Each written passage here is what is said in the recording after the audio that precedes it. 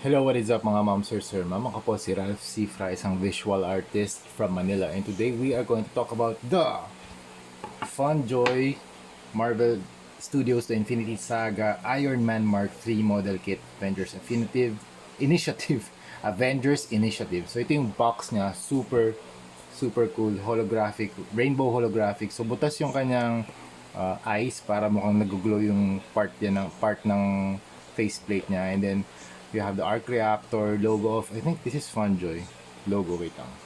Hindi ko sure kung anong logo to, hindi ko na mabasa. Sobrang liit na ng text sa ilalim. Pero super nice packaging. You have Iron Man 3 here, model kit. This is an authentic figure. Nandito yung Disney seal, ibig sabihin authentic siya, original, hindi siya bootleg, hindi KO, hindi siya third party. Tapos nakalagay dito, nandito yung Marvel na copyright, you have images sa side, and repulsor. Ang ganda ng ano. Kung ito yung, actually baka 3D rendering to pero kung yan yung mechanism ng actual na kit, okay yan, yung merong mga ano dito, mga tech details or mechanical details dun sa kanyang shoulder. Tapos, angas ito. You have the removable chest plate, flight post, landing post. Meron ka pang base. Super cool. Tara, buksan na natin. Okay. Housekeeping muna tayo mga mamsert bago natin i-unbox. Thank you very much Laro Anan for providing these model kits for unboxing, review, and customization. Yan. Punta kayo sa Laro Anan kung gusto niyo bumili ng mga Iron Man kits like this. Okay? 750 pesos only. Eh, tara game, labas na natin yung mga runners. Ooh, nice! Ganda yung mga runners dito. Teka, buksan natin yung isang part. Astig nito, clear parts. Angas.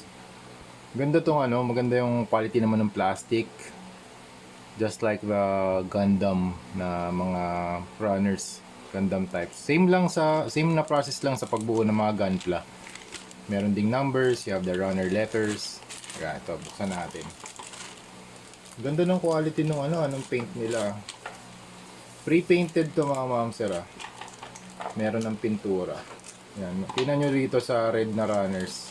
Oh, ganda. Cherry red. Tapos yung ilalim nito, yan, silver siya. So silver yung silver yung base. Tapos nag-spray sila ng metallic red or ng clear red para ganito yung finish. Super nice, grabe. Ganda. Ayan, mas close up.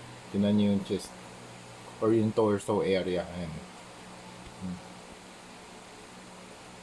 Glossy red. Parang finish ng ZD Toys. Tapos ito yung base. Super cool din ng base, hexagonal base. Tapos pwede nyo siyang ipagdugtong-dugtong yung hexagonal base niya to create dynamic poses. Tapos ito yung gold. Teka, buksan natin yung gold. Yan, ito naman yung gold. Super cool din ng gold niya. Hindi naman super saturated. Pero tingin ko pareho dun sa gold ng ZD Toys. Yan. Tapos ito naman yung silver. Ganda rin ng silver. Ang ganda siguro nito pag nag-apply tayo ng lalabas din yung details ng yung mechanical details kapag nag-apply tayo ng black wash over this. Ayan, astig nito yung sa shoulder area. Yung parang may mga mechanism na disc.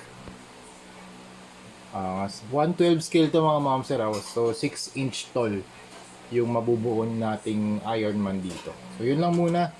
Kasi gagawin pa natin to, i-assemble pa natin to. Pero if you want to order, punta lang kayo sa Laro Anan. Ito na yung manual. Okay? 700, kano nga ulit ito? 750 pesos only. Okay? So, kala ko nung una pre-built to Pero maangas din yung yung kapag separate pieces kasi yun talaga pwedeng customizable talaga yun. May mga instructions on how to build just like Gunpla. Okay? So yun, thank you very much for watching and see you sa next video. Bye bye!